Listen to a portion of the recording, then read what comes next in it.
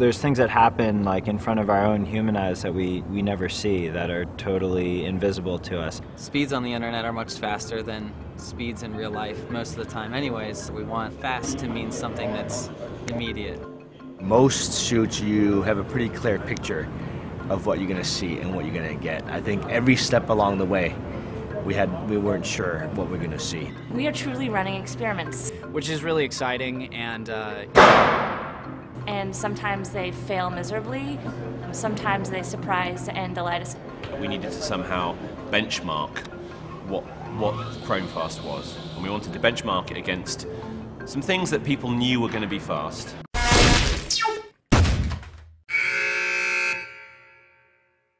2,700 frames per second. Okay, when you're capturing something, a page downloading at 2,700 frames per second, and trying to get the shot of a page loading at the same time as potatoes are flying across the screen, I mean... The fact that it took 51 different takes to get the potato gun to work just the way we wanted it to.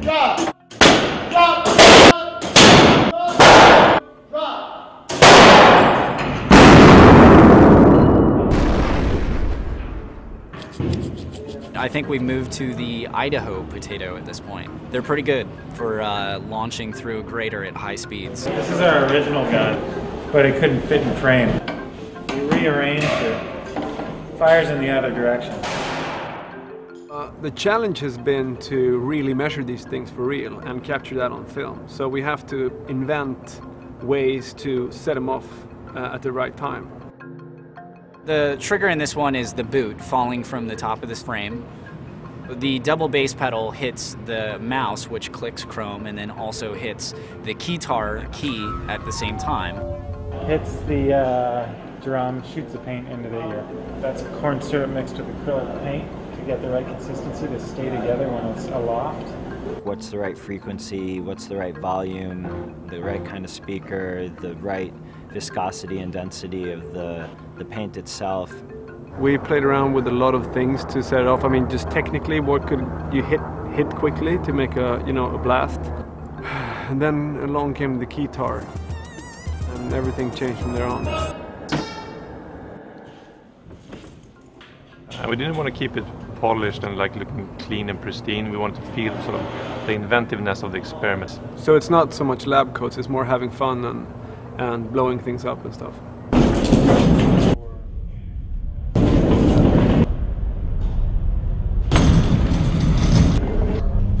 This is the Model SG10 rotary spark gap Tesla coil.